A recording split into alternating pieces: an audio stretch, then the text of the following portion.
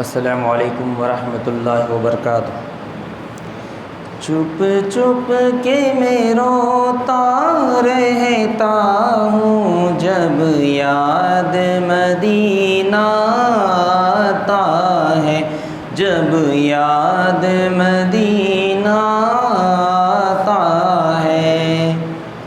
چھپ چھپ کے میں روتا رہتا ہوں جب یاد مدینہ آتا ہے۔ میں پاگل سا ہو جاتا ہوں جب یاد مدینہ آتا ہے، جب یاد مدینہ آتا ہے۔ تقدیر بنائیں گے آقا، ہم کو بھی بلائیں گے آقا۔ تقدیر بنائیں گے آقا، ہم کو بھی بلائیں گے آقا۔ گھنٹوں دل کو سمجھاتا ہوں جب یاد مدینہ آتا ہے، جب یاد مدینہ آتا ہے۔ دشمن بن جاتی ہے غربت اور خوب رلاتی ہے قسمت۔ دشمن بن جاتی ہے غربت اور خوب رلاتی ہے قسمت۔ دشمن بن جاتی ہے غربت اور خوب رلاتی ہے قسمت۔ روتے روتے سو جاتا ہوں، روتے سو جاتا ہوں جب یاد مدینہ آتا ہے، جب یاد مدینہ آتا ہے۔ اس در کی محبت کیا کہنا، دیدار کی حسرت کیا کہنا۔ اس در کی محبت کیا کہنا، دیدار کی حسرت کیا کہنا۔ دو چار قدم بڑھ جاتا ہوں جب یاد مدینہ آتا ہے، جب یاد مدینہ آتا ہے، جب یاد مدینہ آتا ہے۔ السلام علیکم۔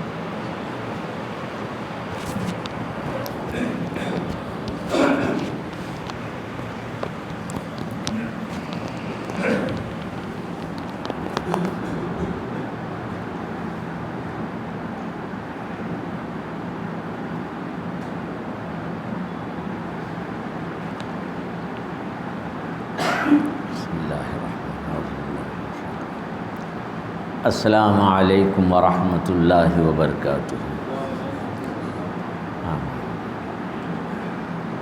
نحمده ونصلی علی رسولہ الکریم، اما بعد فقد قال اللہ تعالی فی شان حبیبہ ان اللہ وملائکتہ یصلون علی النبی یا ایہا الذین آمنوا صلوا علیہ وسلموا تسلیما۔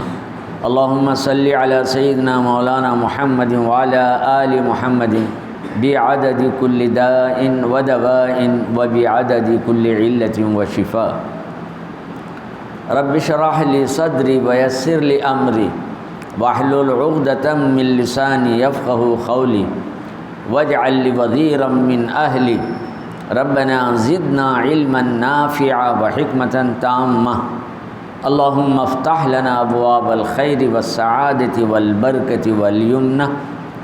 اللہم ارنا الحق حقا وارزقنا اتباعہ وارنا الباطل باطلا وارزقنا اجتنابہ برحمتک یا ارحم الراحمین۔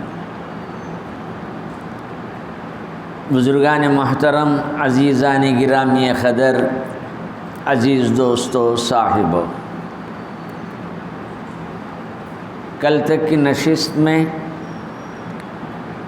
سیرت طیبہ کا وہ دور مکمل ہوا جس کا تعلق مکی زندگی سے رہا۔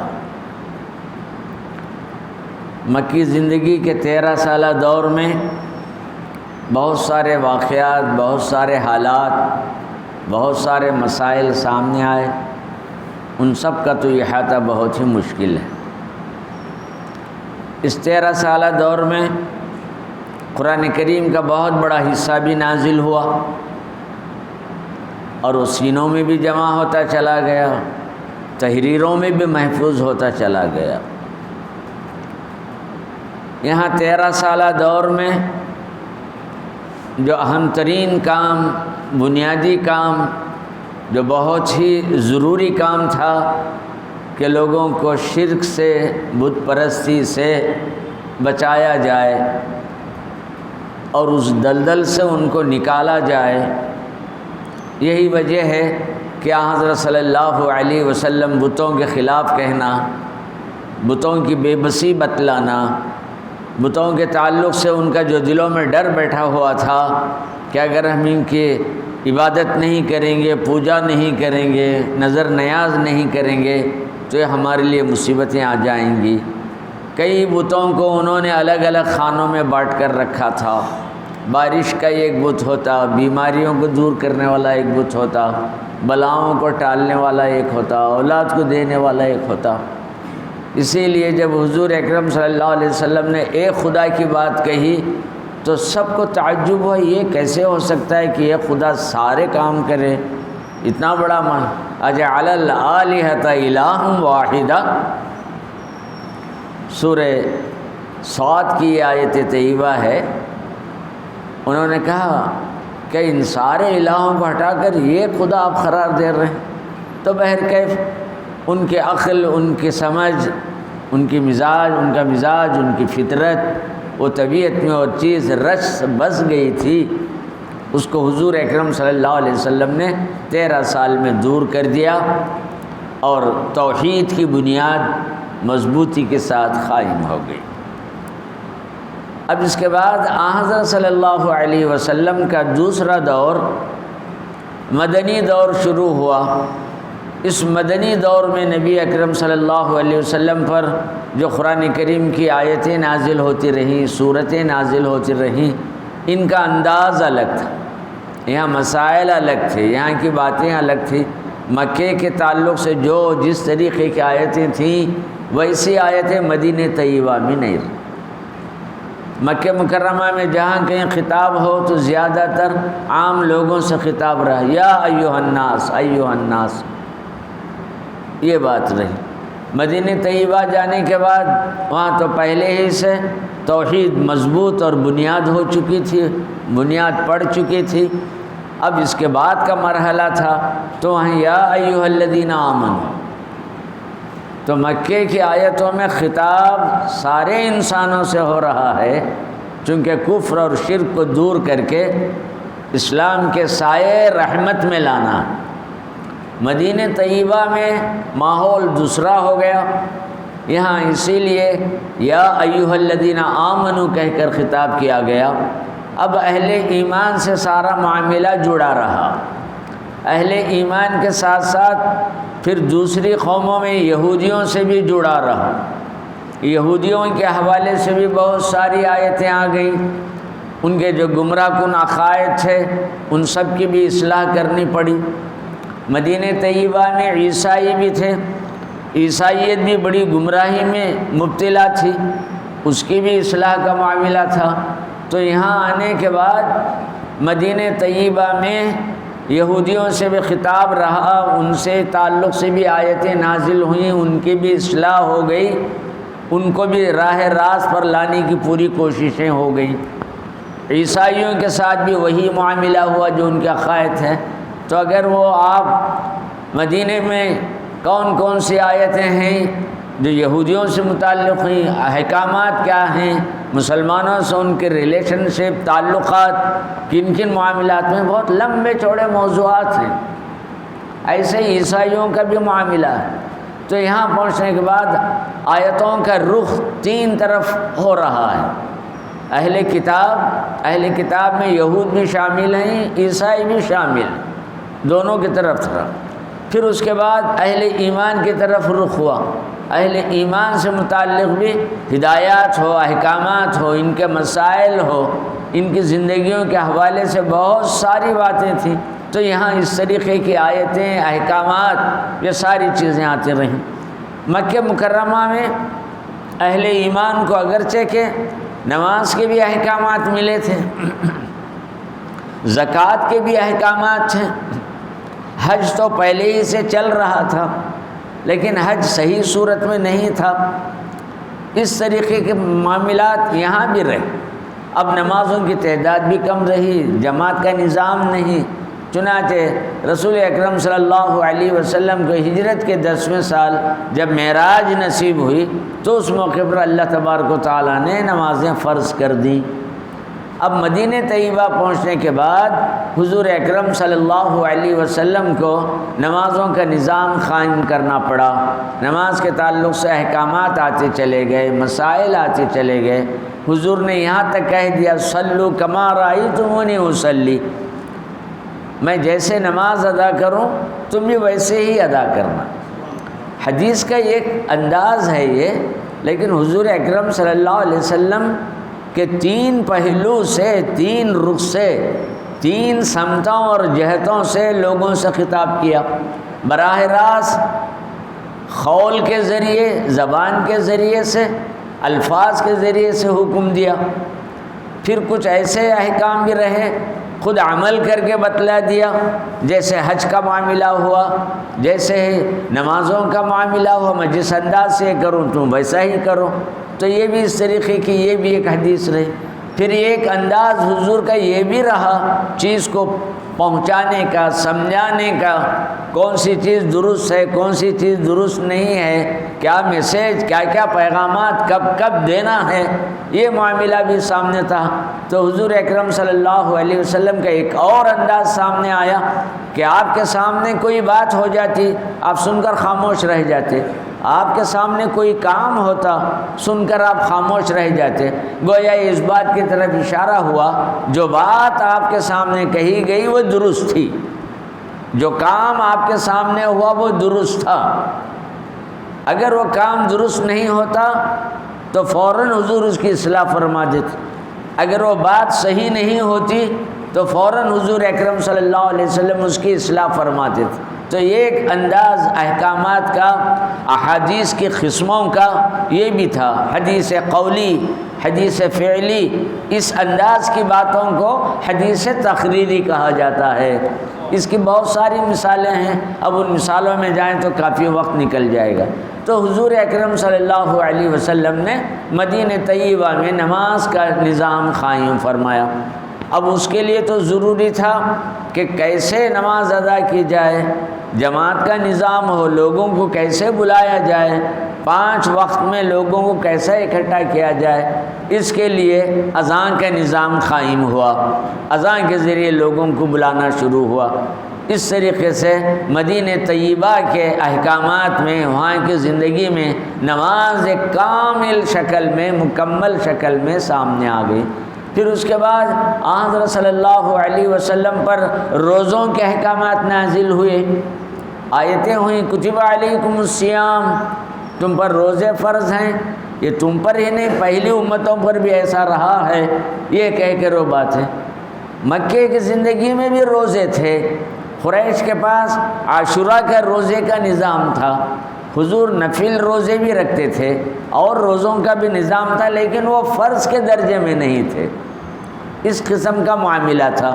تو گویا یہاں پہنچنے کے بعد ایک نظام یہ بھی قائم ہو گیا کہ روزوں کو کتنے ہیں، اس کے احکامات کیا ہیں، کتنے دن ہیں، کون سے روزے رکھنا فرض ہیں، کون سے نفل ہیں، کون سے روزے سنتوں سے تعلق رکھتے ہیں، روزوں میں اگر خلل پیدا ہو جائے تو اس کے لیے کیا مسئلہ، یہ سارے احکامات قرآن کے ذریعے حدیثوں کے ذریعے سے اللہ تبارک و تعالیٰ نے اس مدنی دور میں مدنی زندگی میں عطا کیا۔ پھر اس کے بعد ایک تیسری چیز صدقے کا لفظ بھی ہے، زکوٰۃ کا لفظ بھی ہے۔ صدقے کو زکوٰۃ کے معنی میں بھی لیا گیا ہے، زکوٰۃ کو صدقے کے معنی میں بھی لیا گیا ہے، لیکن اس کے بعد اس کی حد قائم ہوئی، فرض چیز فرض صدقہ زکوٰۃ کے درجے میں آیا، پھر صدقے کی حیثیتیں بدل گئیں، نفل صدقہ ہوا، واجب صدقہ ہوا، اپنی طرف سے بندے نے کوئی صدقہ کیا، اس قسم کی چیزیں صدقے کے تعلق سے آئیں۔ تو گویا مکے کے دور میں زکوٰۃ کی شکل تھی، وہاں کی آیتوں میں بھی بعض آیتوں کے اندر اقیموا الصلاۃ وآتوا الزکاۃ، مکے کی آیتوں میں بھی یہ لفظ ہے، نماز کے ساتھ زکوٰۃ کا حکم دیا گیا ہے، لیکن زکوٰۃ کا کوئی سسٹم نہیں تھا، کن کو زکوٰۃ دینا ہے، کیا کیا معاملہ ہے، یہ چیزیں مکے کی زندگی میں نہیں آئیں، چنانچہ لوگ اپنے طریقے سے زکوٰۃ نکالتے تھے، صدقہ دیتے تھے، ان کی مرضی کا معاملہ تھا۔ یہ صدقات و خیرات زکوٰۃ کی ایک شکل تھی مکہ مکرمہ کے اندر۔ حضرت صلی اللہ علیہ وسلم اسی تعلق سے بعض صحابہ آ کر پوچھتے ہمیں کیا خرچ کرنا چاہیے، کس کو دینا، یسألونک ماذا ينفقون قل العفو۔ حضور اکرم صلی اللہ علیہ وسلم پر آیتیں نازل ہو جاتی تھیں، لوگ پوچھتے تھے کہاں خرچ کرنا چاہیے، کس کو دینا چاہیے، تو حضور اکرم صلی اللہ علیہ وسلم نے ان کو ہدایتیں دیں، اپنے اخراجات کے علاوہ جو کچھ رہتا ہے وہ بھی اللہ کی راہ میں دو۔ تو اس طریقے سے صدقے کا مزاج تھا ہر لوگوں کی مدد کرنے کے تعلق سے۔ پھر سب سے بڑی بات یہ ہے مال کے خرچ کرنے میں صدقے کا تعلق ہے، مال کے خرچ کرنے میں زکوٰۃ کا تعلق ہے، یہ سب مال سے جڑی ہوئی چیزیں۔ عبادتیں دو قسم کی، ایک عبادتیں بدنی ہیں، وہ عبادت جن کا تعلق انسان کے بدن سے، جیسے نماز، یہ خالص بدنی عبادت ہوگی۔ اسی طریقے سے روزہ ہے، یہ بھی بدنی عبادت ہے، آدمی بھوکا رہتا ہے، سحری کرتا ہے، افطار کرتا ہے، یہ دو عبادتیں ایسی ہیں ان کا تعلق آدمی کے جسم سے ہے۔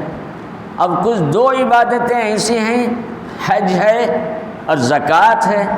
زکوٰۃ کا تعلق مال سے ہے، عبادت مالیہ میں چلی جاتی ہے، بدنی عبادت اس میں نہیں ہے، پیسے دینے کا ہے، اس کا تعلق ہی پیسوں سے ہے۔ روزوں کا تعلق کہیں کہیں کفارے کی بنیاد پر افطار میں کھلانے پلانے کے اعتبار سے مال کا معاملہ آتا ہے، ورنہ پوری طریقے سے بدنی عبادت جسم سے جڑی ہوئی چیزیں، ایک نماز ہے، ایک روزہ ہے اور ایک حج بیت اللہ ہے۔ مالی عبادت میں زکوٰۃ ہے، اس میں صرف پیسوں کا معاملہ ہے اور کوئی بدنی محنت ایسی کچھ، لیکن حج کے اندر اللہ تبارک و تعالیٰ نے دونوں عبادتوں کو شامل کیا ہے، بدنی عبادت بھی ہے، مالی عبادت بھی۔ حج ایک ایسی عبادت ہے آدمی کو مال بھی خرچ کرنا پڑ رہا ہے اور بدن بھی محنت سے تعلق سے، گویا حج کا تعلق انسان کے جسم سے بھی ہے، انسان کے مال سے بھی ہے۔ زکوٰۃ مالی عبادت، نماز جسمانی عبادت، روزہ جسمانی عبادت، حج جسمانی عبادت، مالی عبادت، یہ سارے آیتیں، یہ سارے احکامات مدینہ طیبہ کے دور میں وہاں آتے رہیں۔ رسول اللہ صلی اللہ علیہ وسلم کے صحابہ جو مکہ مکرمہ سے آ کر مدینہ طیبہ پہنچ گئے تھے، کاروبار کی وجہ سے ان کے پاس بھی مال و دولت اسباب جمع ہونے لگے، تو ان کو بھی زکوٰۃ کے احکامات ملے اور اس طریقے سے خرچ کرنے کا معاملہ تھا۔ اور مال سے جڑا ہوا ایک بہت بڑا مسئلہ ترکے کا تھا، اولاد کی جائیداد کی تقسیم کا معاملہ تھا، اپنے لوگوں کو دینے کا معاملہ تھا۔ مکہ مکرمہ میں صرف یہ کہہ دیا گیا کہ تم اپنے لوگوں میں، اپنے بیوی بچوں میں، بھائی بہنوں میں یا اپنے رشتہ داروں میں جن کو جتنا دینا چاہتے ہو دو، اور اس کام کے لیے تحریری طور پر لکھ رکھو کس کو کیا دینا. اگر تحریری معاملہ نہیں ہے تو زبانی طور پر گواہ کے طور پر لوگوں کے درمیان میں کہہ کر سنا دو. تو اس طریقے سے مکے کے دور میں وصیت کو فرض کے درجے میں رکھا گیا کہ ہر آدمی اپنی جائیداد کو، اپنی وراثت کو، اپنے ترکے کو، اپنے دھن اور دولت کو اپنے لوگوں میں تقسیم کرنے کا خود مختار تھا. اسی لیے کہا گیا کہ تم وصیت کر دو. رسول اللہ صلی اللہ علیہ وسلم نے اس معاملے میں اتنی تنبیہ اور تاکید اور ہدایت یہ دی کہ ایک رات بھی بغیر وصیت کے تمہیں سونا نہیں چاہیے، کیونکہ تم اگر امانتیں ہیں کس کو دینا ہے پتہ نہیں، تمہاری جائیداد میں سے کس کس کی امانتیں ہیں، کس کا پیسہ ہے، کیا کیا چیزیں وہ مشکل. لوگوں کے قرض ہیں، اگر آپ نے وصیت نہیں کی تو کس کا قرض کتنوں دینا ہے. اگر آدمی چلا گیا رات میں تو قرض کے مسائل، قرض کے معاملات وہ سارے میں بگاڑ پیدا ہوتا تھا، امانتیں ضائع ہو جاتی تھیں. اس وجہ سے وصیت کو بہت ہی اہم قرار دیا گیا تھا، اور ہر ایک کو ورثہ میں تقسیم کرنے کے لیے لکھ کر رکھ دو، زبانی طور پر رکھ دو کس کو کیا دینا ہے. تو مکے کے دور میں اس انداز سے وصیت کے معاملات چلے. مدینہ طیبہ میں اللہ تبارک و تعالیٰ نے آیتیں نازل کی. سورہ نساء میں مسلسل ایک پورا ایک چارٹ کے طریقے سے ترکے میں کس کو کتنا، کس حالت میں کیا دینا ہے، بڑی تبدیلیاں آ جاتی ہیں. ماں باپ اور ان کی اولاد نہیں ہے تو ترکہ کس کو جانے والا ہے، بیٹے ہیں تو ان کا کیا معاملہ ہے، صرف بیٹیاں ہیں تو کس انداز کا معاملہ ہے، بھائی کے اولاد نہیں ہے تو بھائیوں کو ترکہ کیسا. پورا ایک نظام اس طریقے سے وراثت کا، ترکے کا، جائیداد کی تقسیم کا یہ سارا نظام قائم ہو گیا. سب مدینہ طیبہ میں آیا. اب وصیت یہاں فرض نہیں رہی. آپ کسی کے لیے اپنے جو وارث ہیں، خدا نے جن جن کو جو حصے طے کر دیا ہے، آپ کی بات اب نہیں چلے گی. میں بیٹے کے لیے وصیت کر رہا ہوں، میں بیوی کے لیے وصیت کر رہا ہوں اتنا دو، تو اب وصیت نہیں چلی. آپ لکھیں نہ لکھیں، بیوی کو جتنا حصہ ملنا ہے برابر ملے گا، بیٹے کو جتنا جانا ہے برابر دیا جائے گا، بیٹی کو جتنا جانا ہے اس کو دیا جائے گا. اسی لیے حضور اکرم صلی اللہ علیہ وسلم نے صاف لفظوں میں کہہ دیا، لا وصیت لوارث. وارثوں کو جو حصہ پانے والے ہیں ان کے لیے وصیت کرنے کی ضرورت نہیں. ہاں اگر وصیت کرنا ہے تو ان لوگوں کے لیے وصیت کرو جو حصہ پانے والے نہیں ہیں، شریعت میں ان کا حصہ مقرر نہیں کیا ہے، وہ حصہ نہیں پانے والے ہیں. ایسے لوگوں کو اگر تم دینا چاہتے ہو تو اب تم نے اختیار ہے کہ وصیت کرو. اب وصیت میں یہاں بھی آپ کو پوری طریقے سے آزادی نہیں دی. آپ پوری وصیت کسی ایک روڈ پر جانے والے کو بھی دے کر چلے جائیں گے، آپ کی بیوی محروم، بچے محروم، یہ سارا معاملہ ہوگا. تو وہاں بھی وصیت کے اندر بھی حد بندی، پابندی، اس کا بھی ایک دائرہ رکھ دیا گیا کہ وصیت کتنے مال میں کر سکتے ہیں، کیسے کر سکتے ہیں وہ. اور یہ بھی رسول اللہ صلی اللہ علیہ وسلم نے ایک صحابی کے ذریعے سے، جب آپ مکہ مکرمہ میں گئے تھے مدینہ طیبہ سے نکل کر، وہ صحابی حضرت سعد رضی اللہ تعالیٰ عنہ تھے، سخت بیمار تھے. حضرت صلی اللہ علیہ وسلم کی عادت تھی جو بھی بیمار ہوتے تو ان کے پاس جاتے، مزاج پرسی کرتے، سرانے بازو بیٹھتے، اچھے جملے استعمال کرتے. بیماری کتنی خطرناک کیوں نہ ہو، ہمت اور حوصلہ دلاتے، گھبرانے کی بات نہیں، اللہ نے چاہا تو تمہیں صحت ہو جائے گی. یہ تھی. بعض موقعوں پر بعض صحابہ نے پوچھا، یا رسول اللہ یہ مرض تو اتنا خطرناک ہے، ان کی جینے کی کوئی امید نہیں ہے، بلکہ یہ کسی نہ کسی وقت ختم ہونے والے ہیں، آپ کہہ رہے ہیں کہ اچھے ہو جائیں گے.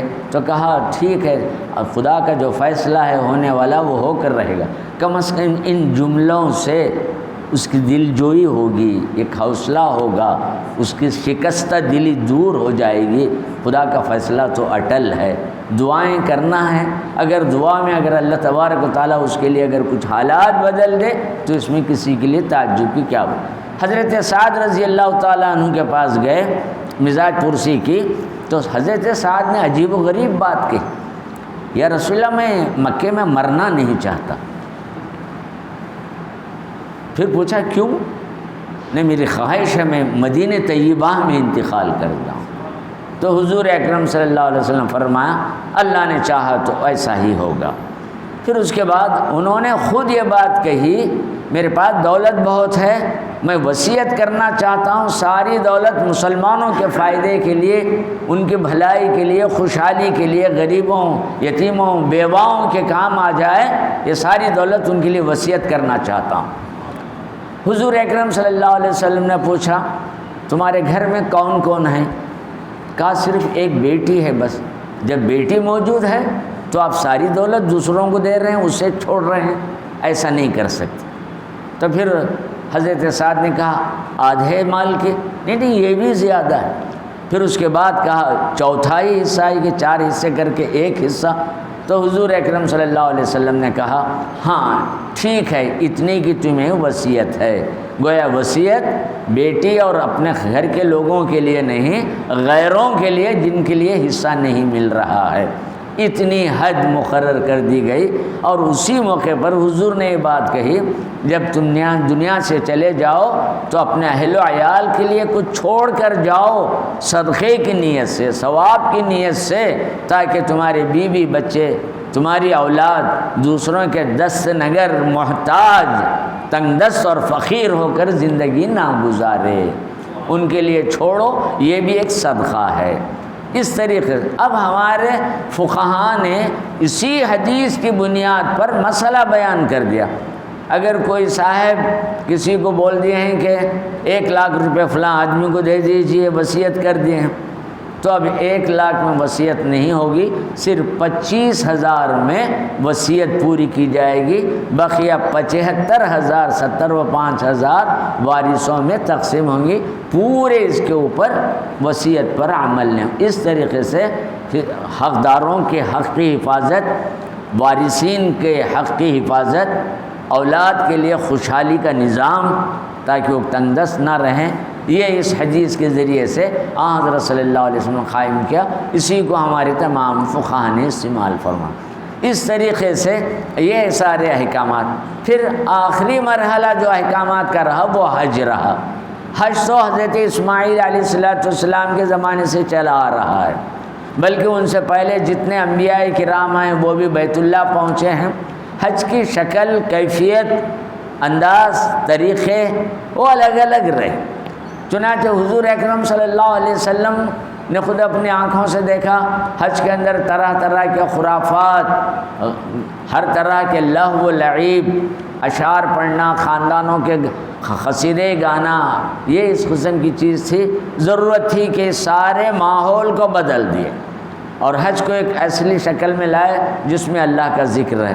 اسی لیے حضور اکرم صلی اللہ علیہ وسلم پر حج کے تعلق سے آیتیں نازل ہوئیں اور حضرت صلی اللہ علیہ وسلم نے ایک کام کیا۔ تو گویا ہماری آیتیں قرآن کی مکے اور مدینے کی آیتوں میں فرق ہے۔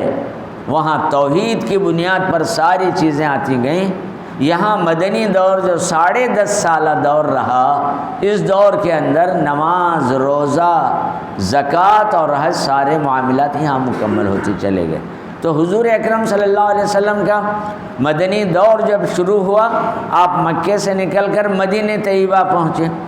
مدینہ کے اندر آپ کے آنے سے جو خوشی ہوئی، اس کی مثال اور آپ کا استقبال اور لوگوں کے جذبات، تاریخ میں ایسا کسی نبی کی تاریخ میں، کسی نبی کی زندگی میں ایسی مثال ہے ہی نہیں۔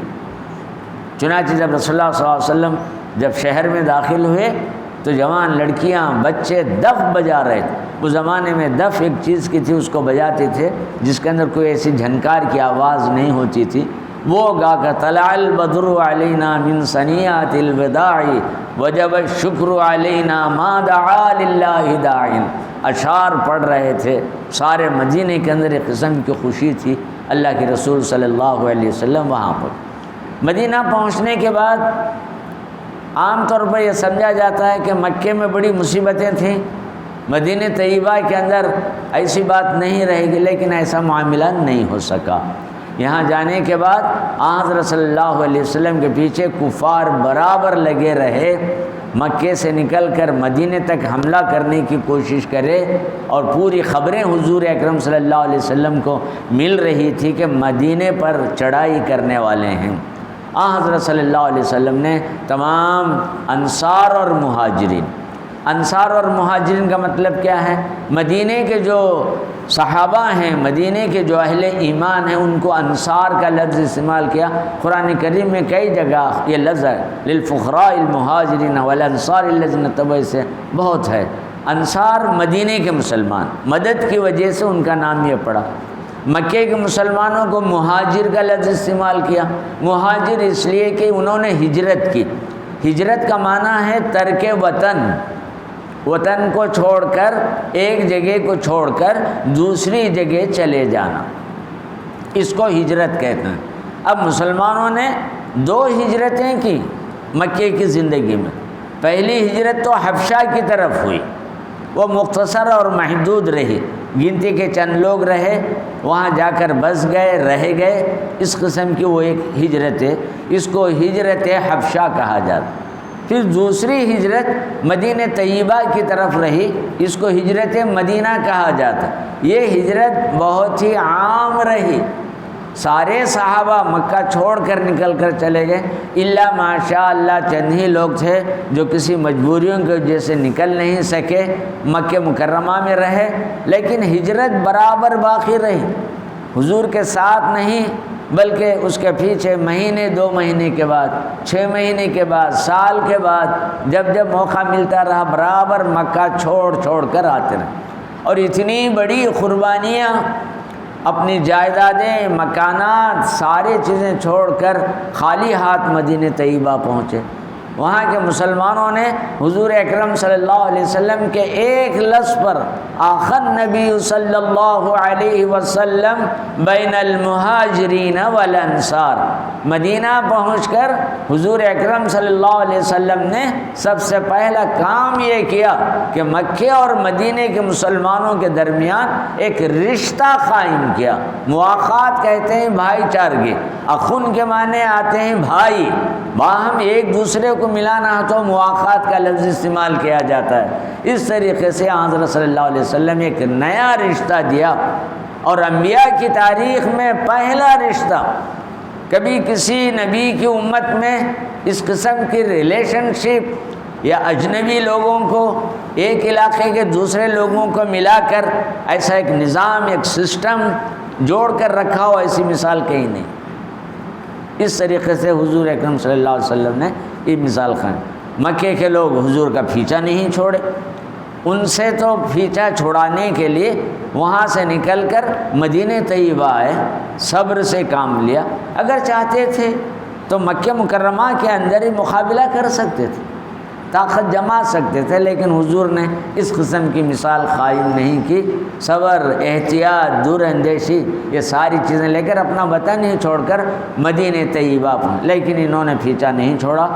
1000 کا لشکر لے کر مدینہ طیبہ پہنچ گئے۔ حضرت صلی اللہ علیہ وسلم نے دیکھا اب مقابلے کے لیے کوئی چارہ نہیں ہے، اللہ تبارک و تعالیٰ نے آیتیں نازل کی مدینہ طیبہ میں۔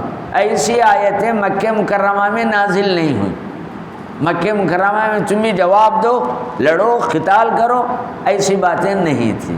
یہاں آنے کے بعد پہلی مرتبہ اذن للذین یقاتلون بانہم ظلموا، یہ آیت نازل ہوئی، اب تمہیں اجازت ہے، اب تمہاری جان، تمہاری عزت، آبرو، تمہارا مال متاع سب داؤ پر لگ چکا ہے، لہٰذا اب تم ان کے ساتھ مقابلہ کرو۔ اسی لیے قرآن کریم میں ایک مقام پر ہے ان الذین تتوفاهم الملائکۃ ظالمی انفسہم قالوا کنا مستضعفین فی الارض الم تکن ارض اللہ واسعہ۔ قرآن کریم کی بڑی لمبی آیت۔ کچھ لوگوں کو فرشتے کہتے ہیں کہ تم نے کیوں یہ سب بھی مصیبت برداشت کی، یہ مصیبتوں کی وجہ سے نامعلوم تم سے یہ سارے گناہ بھی ہوئے، مجبوری کی وجہ سے، کیوں ایسا نہیں ہوتا تھا کہ تم وہاں سے نکل کر دوسرے طرف کیوں نہیں چلے گئے؟ تو یہ لوگ جواب دیں کننا مستضعفین فی الارض، ہم اس وقت زمین میں بہت ہی ضعیف کمزور تھے، ہمارے پاس اتنی قوت اور طاقت نہیں تھی، اتنی عدد بھی نہیں تھی کہ حکومت وقت سے ٹکرا کر اپنا ایک لوہا منوائیں، اور ہمارے پاس طاقت بھی نہیں تھی، ہم مجبور تھے، ضعیف تھے۔ تو فرشتے جواب دیتے ہیں الم تکن ارض اللہ واسعہ فتہاجروا، 5ویں پارے میں یہ آیت ہے، اس کے احکامات مسائل بہت ہیں، اگر دیکھنا چاہے تو ان آیتوں کی تفسیر آپ دیں۔ فرشتے کہیں کہ اللہ کی زمین وسیع نہیں تھی، کیوں تم اس جگہ پر رہے ظلم سہتے ہوئے، مصیبت برداشت کرتے، اس کو چھوڑ کر کیوں نہیں چلے گئے؟ فتہاجروا کا لفظ آیا ہو، یہ اس طریقے سے ہجرت کا ایک حکم ہے۔ تو گویا ایک حکم یہ بھی ملا، ظلم کو سہنا بھی ایک غلط بات ہو جاتی ہے، اسی لیے یہ احکامات ملے۔ اس کی بھی ایک لمٹ، ایک حد خود رسول اللہ صلی اللہ علیہ وسلم نے مکی زندگی میں پیش کر دی۔ جب وہ حد ختم ہو گئی، اس کے باوجود بھی ہم مصیبتیں سہتے ہوئے، ذلتیں سہتے ہوئے رہ جائیں گے، اس کی گنجائش اسلام نے نہیں دی۔ اس موقع پر اس مقام سے نکلو اور چلے جاؤ۔ اب ہجرت صرف یہ کفار یا بادشاہوں کا ظلم یا حکومتوں کی زیادتی یا مجبوری سے ہجرت کرنا یہ معنی نہیں۔ ہجرت کی کئی صورتیں ہوتی ہیں۔ ایک ہجرت وہ ہوتی ہے تم اگرچہ کہ امن کے ساتھ ہیں، خوشحال ہیں، لیکن تمہارے سماج میں، معاشرے میں فسق و فجور، بدکاری، گناہ، طرح طرح کی چیزیں ہیں، تم وہاں سے بھی ہجرت کرو۔ آج ایسے کئی ملک ہیں جہاں ہر قسم کی گندگی ہوتی ہے، تو وہاں اسلام کا ایک پیغام یہ ہے کہ ویسے سوسائٹی میں کیوں رہتے ہو جہاں ہر طرف گندگی اور ہر موقع پر گناہ کے امکانات ہیں؟ تو اس لحاظ سے جو زمین کے اندر بدکاریاں اور برائیاں ہو تو وہاں سے بھی ہجرت کرو، نکل جاؤ وہاں سے۔ وہ اس لیے ہے تاکہ تم خراب نہ ہو جائیں، تمہارے اعمال خراب نہ ہو جائیں، تمہیں متاثر نہ ہو، تمہاری نسل، تمہاری اولاد بھی اس رنگ میں رنگ کر وہ بھی گمراہ نہ ہو جائے۔